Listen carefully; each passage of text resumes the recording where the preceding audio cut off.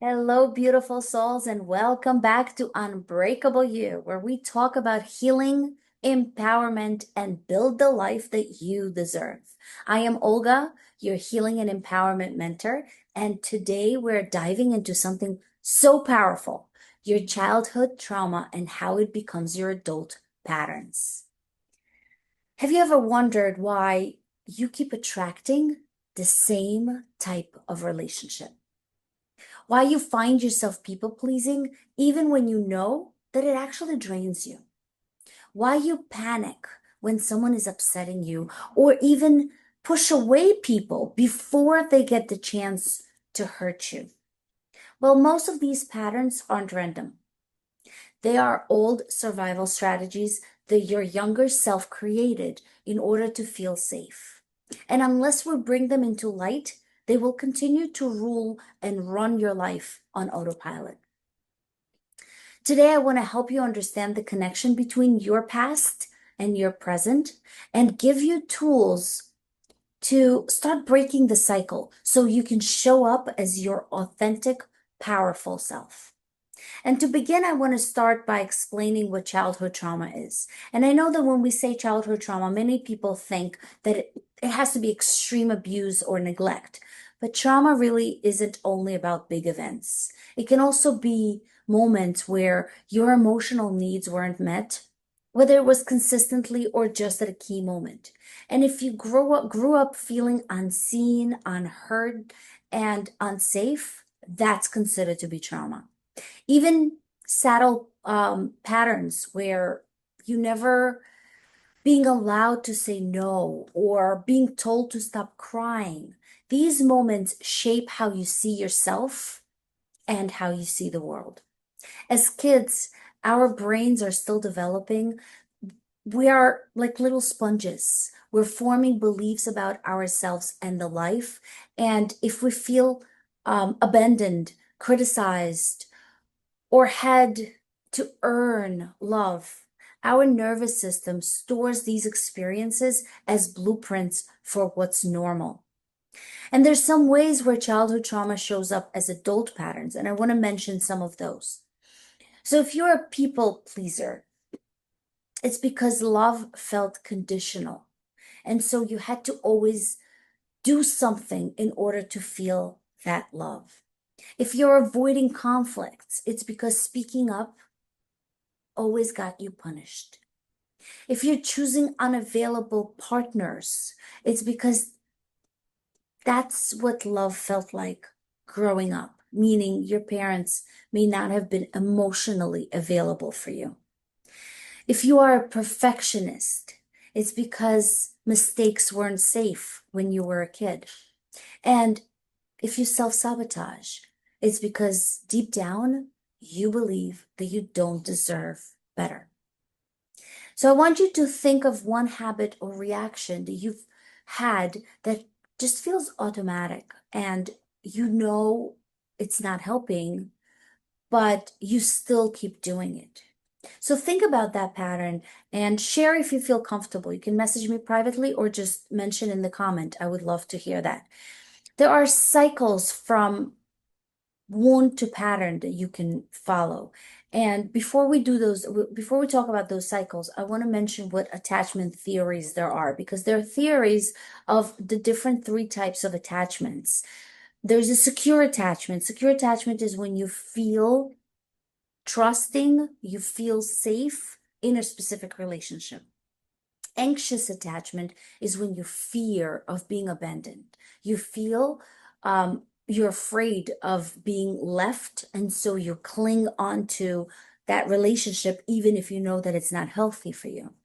The avoidant attachment is when you fear of getting hurt, so you're actually distancing yourself before you get a chance to get hurt. And of course, there's this disorganized type of attachment. It's the fourth type, but it's not really a type. It's just a mix of two other attachments, and these are usually linked to chronic, chaotic childhood.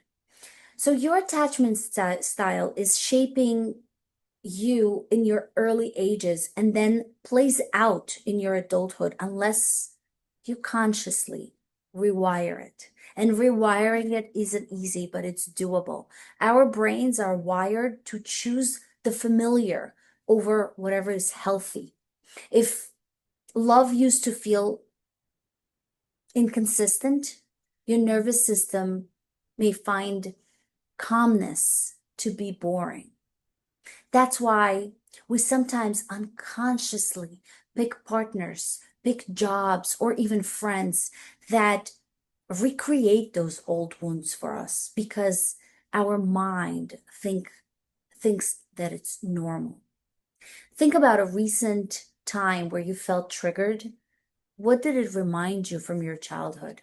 And that reminder is often your inner child speaking. So it's important to identify that.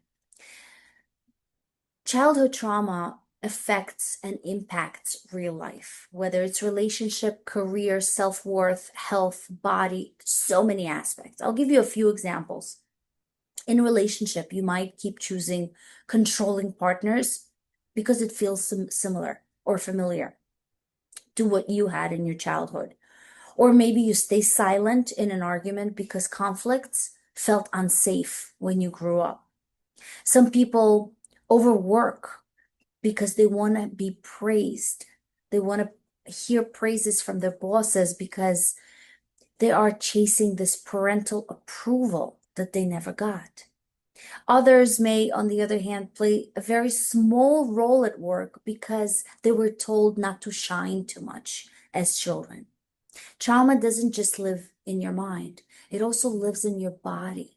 Chronic stress can be shown as emotional eating and always being on edge. That can also be a trauma response.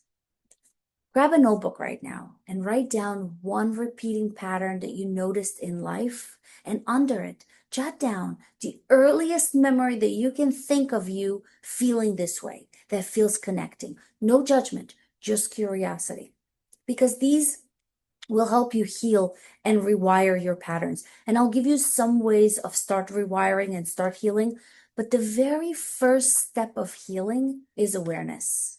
You can't change what you're not aware of. So start journaling about the triggers, the repeating conflicts, or anything that recurs as feelings so you can be aware of what exactly you're trying to rewire. Once you are aware of it, ask yourself, what did I need back then that I didn't get? And then reparent yourself. Give it to yourself now. And the way you can give it to yourself now is through self-talk, boundaries. If there are toxic family members, create those boundaries because those boundaries carry on with other relationships. And of course, don't forget about self-care. Self-care is so important. And if you can't love yourself, nobody else can love you. And of course, lastly, nervous system regulation. It's important that you learn how to do breath work, how to meditate, how to ground yourself in times of stress, because these can help you teach your body that safety is possible. And the next time that you're reacting to something, whatever that might be, pause and ask, is this my adult self responding, or is that my inner child? Choose differently, even if it feels uncomfortable. Take the uncomfortable action because what's on the other side may be better than what's familiar. Remember, you are not broken. You have adapted with the tools that you had as a child, and now you can choose new ways to live. So today, I hope you've learned that trauma isn't just a big event. It's unmet needs that you had as a child. Our childhood shapes our adult patterns, and healing starts with awareness, reparenting, and nervous system work. All right, so if today's conversation about how childhood trauma becomes your adult pattern spoke to you, don't let this stay as just an inspiration. Turn it into an action. Here's your homework for this week. Notice one repetitive pattern in your life, especially one that drains your energy or keep you stuck. Ask yourself, When did I first felt this way as a child? Write it down. Write down one healthy way that you could respond next time. If you want help doing that, I'm opening a few spots for private coaching and I will be happy to help you. I can dig very deep into it, heal those roots, and rewire your patterns together. Send me a message and I can help you with that. But if you're not ready for coaching yet, that's totally fine as well. Join my Unbreakable You newsletter for weekly healing tools. Put down your email and I'll send you a free journal prompts that you can start. And definitely remember, awareness is the first step. Action is the second. And your future self will thank you for starting today. You are unbreakable. You are powerful. You are worthy of the life that feels safe and joyful. Let's start building it together right now.